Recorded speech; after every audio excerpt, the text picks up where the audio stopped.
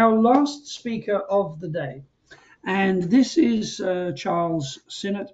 Charles and I have worked together in the same executive team at Philips, and I learned so much from this man. He is a gentleman among savages, and he is one of the most devoted, I would say, employee centric support managers at the highest levels around the world. And so I'm super excited to hear his perspective on this. He's never actually shared his perspective on it. It's a somewhat of a surprise to see what you're going to do, Charles, but I'm so grateful you're here, and I would say take it away. Yeah, I would say, Alan, one last thing on what you were saying. There are plenty of people who optimize themselves out of business. And I think that as a leader, you have to be very conscious of what you do. Let me share my desktop here. Give me 1 second. So I'm going to sew a little bit of this up together. I think that there were a lot of good conversations, but what I'm going to bring to you guys is a little bit more of a little bit of an abstracted view, but a way to think about some of these concepts together, ways that I've thought about these concepts together. And I want to set the framing up for you a little bit. When you start to think about some of the surveys and measurements that have gone on, roughly 78%, right? So almost 8 out of 10 people will choose experiences over physical goods. Experiences. And what does that really mean? Well, that really means that the experience economy itself is about a $13.7 trillion economy in experience. Now, that could be defined many different ways, but experience is predominantly what's been taking over. This could be seen in travel, this can be seen in many other ways, but people are looking for and value experiences. When you think about, an experience economy about $13.7 trillion, that's about 10 times the size of pharma globally. So people want and need meaningful experiences. More than that, experience is changing. When you look at a recent study over on the right-hand side of this is use of LLMs over the last 2 years. What are people using those for? And what are they coming to? And what you can start to see is about 6 out of 10 of the activities that are going on generally with LLMs are around things that are experiential, right? Finding purpose, right? Organizing my life, not things that you go do task-based activity. And as you start to think about what experience means, and this is important because you can't separate someone's value of experience between the workplace, being the consumer of something, or being in their personal life. You have to accept that this is here and this is meaningful. Even yesterday, Mark Zuckerberg, the Zuck came out and talked about the fact that, most people have not a lot of friends, but he thinks that in this new economy, in this new LLM world, in this new activity, you're going to have 12, right? If you have 3 already, 12 virtual friends who are going to give you some experience in life. So experience is one of the cornerstones that we as humans all yearn for, think about, and put together. Now, there may have been some confines and other things that we talk about, productivity or trying to optimize our way or whatever else it may be, but these are all things that you will continue to have to service yourself to. Hi, my name is Charles. Alan has done an excellent job in uh, uh, introducing me several times. I'm very flattered by that. I cannot say enough about Alan. I cannot say enough about how much I've learned from him. Charles, have been with major companies from Dell in the technology business to Philips in the health tech or med tech business, to Sabre in the travel business, and most recently with Clear Data, doing MSP type of work, hosting type of work, helping hundreds of companies realize their better selves. I always have focused on how you utilize the experience in multiple paths. There's the path, which is the customer's path to experience, going all the way back to Dell when we were battling with a negative NPS as a measurement system, trying to figure out how to get it to be positive, and thinking about it wasn't just about how we put a website in front of you, but really the experience you had in the purchasing path. It could have been all the way to things that we did at Sabre. As you start to think about people buying travel and bulking travel together and thinking about that, we really thought about it from a business. I think about it from an employee experience, not just in the technical experience. I think about experience in the way that you interact with a company from the start to the end. And what does that really mean to the company itself, the brand awareness and what it can say for them, about them, and with them from that perspective. So I focus very, very heavily on these type of things. But I will tell you, a lot hasn't changed. When I got started in this and some of the roles that I've had, this was seen as success. Is the light green? Is the light on the box green? We've got success. And that became very meaningful for a lot because it was actually very interesting, very easy to do unless you were colorblind to understand if the light was green or not. And that helped companies really very IT centric, very how do I actually measure the availability of something, but not the usability of something. And so there's been a lot of transformation since that time, but it's still, as I talk to customers, I talk to users, I talk to people around the globe, this still seems to be the predominant thing because this is the thing that's easiest to manage. But I can say that it still hasn't changed. Yesterday, I was out on a website poking around, just trying to understand an experience. This is a large biopharma company who has a chatbot in a recruiting portal. And the chatbot was very persistent, very in your face, right, from that perspective. And I said, okay, I'll give it a shot, right? And the chatbot is what's in blue. I'm the one that's within the gray. And it tells me, how are you? Gives me a pop-up answer that I can choose. I'm interested. Okay, let me ask you some questions. Ask me for my name. I ask it a different question, very similar to kind of what Michael was doing a little bit there. And I said, hey, I see you have a lot of applicants for this role. Is it still possible to be meaningful at this time? And it says, okay, thanks. So what's your last name? And you think about what an experience is when it comes to building something like this, where you're actually, as a company, trying to sell yourself to recruit people into your business. Now, I do think the funniest thing about all of this is actually the fact that I probably have the longest first name. It was 70 letters and 30 vowels. Since it tried to recognize, looks like you have significant applicants, is this still possibly included as my first name? But all these type of things continuously get me thinking. And they get me thinking about different ways to think about how do you approach this subject? Because the subject's a complicated one. You heard a lot earlier about using context. You heard a lot earlier about using data. You heard a lot about emotional, and emotion is a huge, huge thing when you start to think about it. But a lot of these things will change, right? Experience not only changes based on the experience you provide someone, but will also take the context of their emotion, the context of their workplace, the context of how they're feeling about whatever it may be in that day. And that's why it becomes important to really be a true architect of experience and take all of these things into consideration. But I did want to share with you a couple things, probably about three of them, that I've used in my career to think about experience and shaping how I go about leading through experience.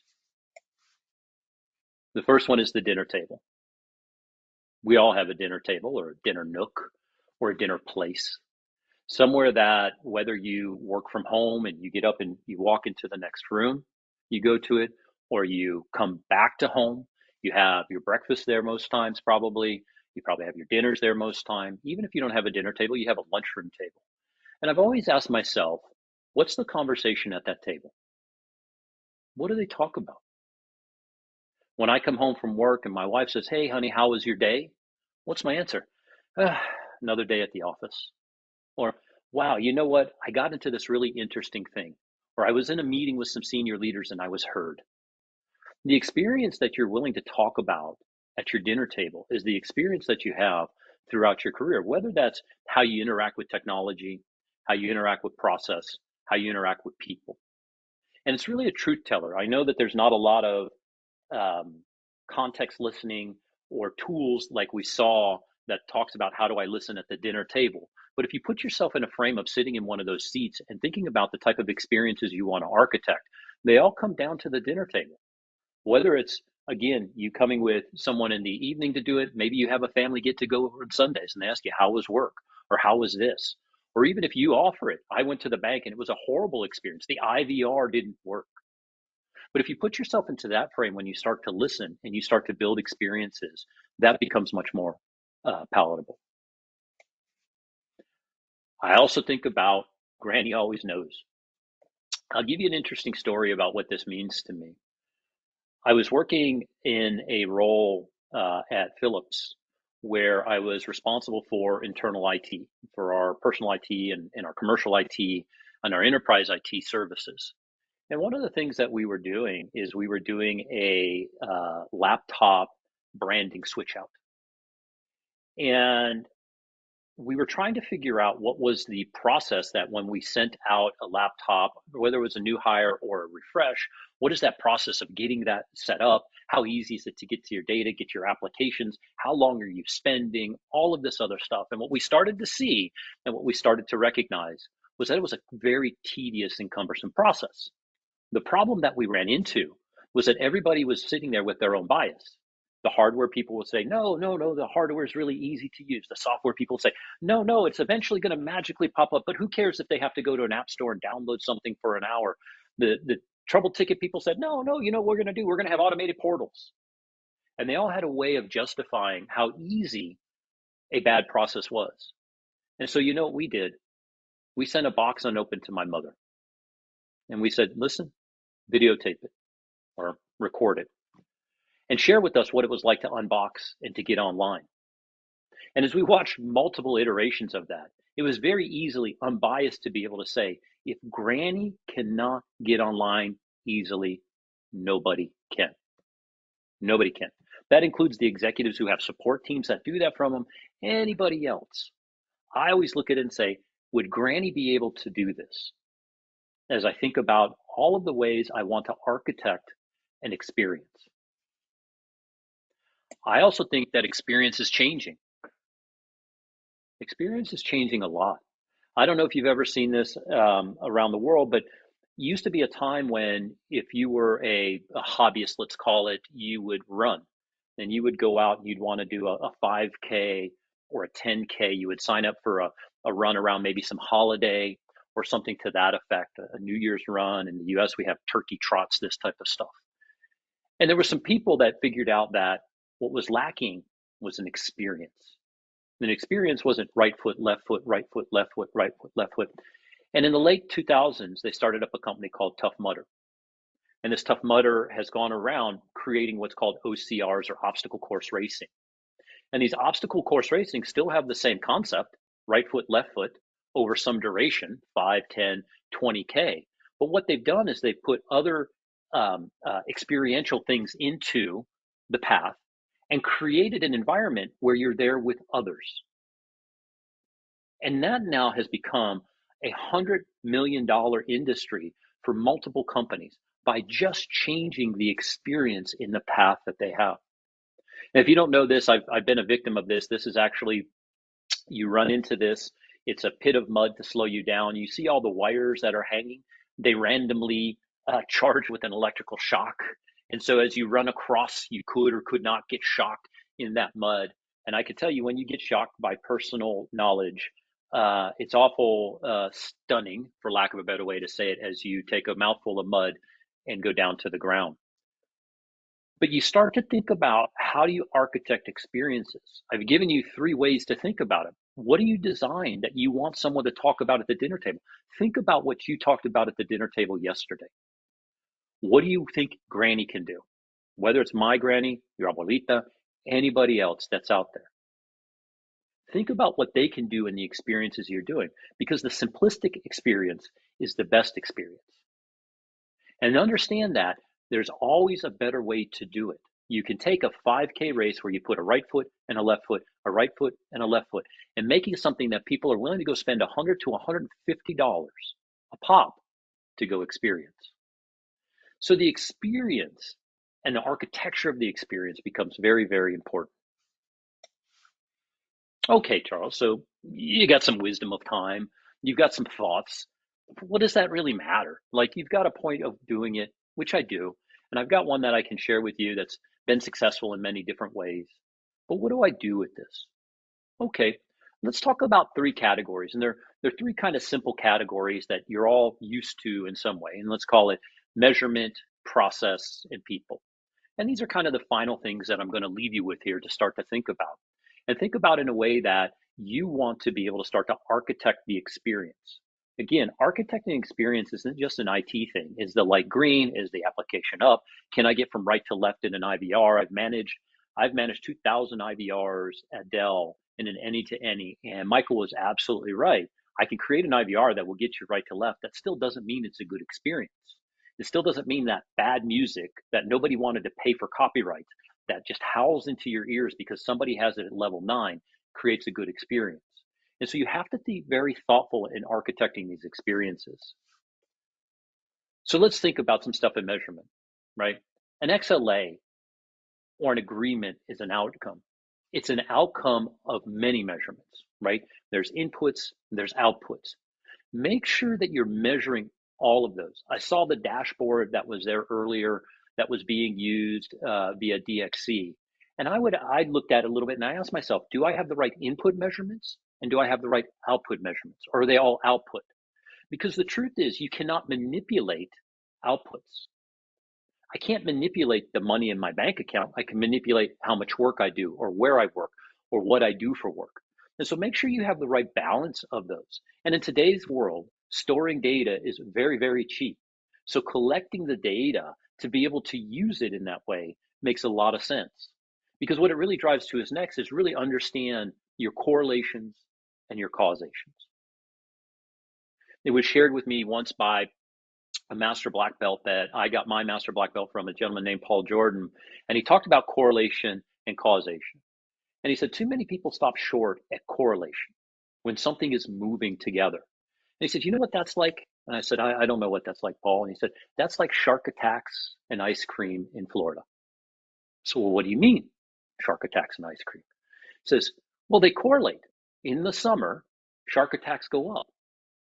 In the summer, ice cream sales go up in Florida. That doesn't mean they caused each other. Because I sold more ice cream, did I get more shark attacks? Or because there was more shark attacks, did I get more ice cream? The correlation and causation are very important to understand. This doesn't mean you have to become some whiz statistician. You don't have to be a data scientist. There's tools available today that will allow you to pull that apart, but really understand if something is moving together, opposite, or something forcing something else to move. Learn how sentiment impacts experience. You heard it earlier about social listening. You can do listening to today. If you have listening in your surveys, let's say, that have text fields, encourage people to put text in there. If you are sitting down with someone and you go to the office, sit down and go sit at a different table with someone. Go and understand what they're feeling about something. Sentiment impacts experience. It's not a 1 to 10. A 1 to 10 doesn't capture much. It's a 1 or a 10, right? Why isn't it a 1 to 5? Why isn't it a 1 to 3? Why isn't it a 1 to 1,000? You've got to really think about how you give the context behind the data that's there. And the last thing, and this was a little earlier, I wanted to say is when you start to think about these things, you can start to think about how do you drive operational efficiency? How do you drive scaling? How do you drive all of this activity? I do think that's important. My experience tells me an appropriately architected experience will be the most cost-effective experience. Whether that's enabling greater productivity, as we heard today, if I'm saving 5 minutes on a boot up, that's 5 minutes of work I can go do somewhere. And over time, that's a lot of time saved in order to enable, because everybody's looking at productivity. Or if it's something that's taken out of the system, every click in a process costs money. Every click. There's a server that has to house it. There's someone who has to maintain the code. There's some platform that's behind it. Every click costs money. So make sure that you understand, as you're trying to drive those, link yourself to a corporate strategy. If your CIO or whatever group you report to, your chief service officer, whatever else it is they're starting to formulate their 2026 plan, which will start to come in the next couple of months. What strategically do I have to go address? Start thinking about your experiential activities in a way that supports the broader context of the bigger strategies that are being driven.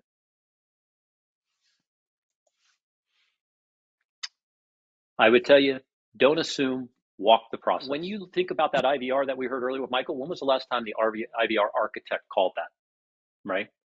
Understand today's design is tomorrow's dinosaur. Did you know that there's a study that's gone out there that shows that LLMs are evolving so significantly every 100 and 120 days that they're making the past ones dinosaurs? And obviously make it personal. Go through it. The last thing I would leave you with is give your people something to discuss. You are competing with experiences like on this phone, whether you know it or not. So understand that you are competing with consumer experiences, because in the rest of their day, that's exactly what they're dealing with. The last thing I would leave you is just ask. Don't be afraid to pick up the phone if you know a user's name and ask them, how did that process go? Humanize. I sped up there a little bit, but if you want to continue the conversation, this is me. This is where you can find me. I'm happy to dive into this with you. I'm happy to give you templates. I'm happy to have a conversation. If you want to understand something more, let's just get 30 minutes together and go through that.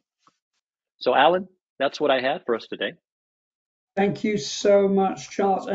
And for the people on the call, I would say the amazing thing that I have found firsthand working with Charles is whether he's supporting 49,000 employees or he's got 300 FTEs reporting into him, he always makes it personal.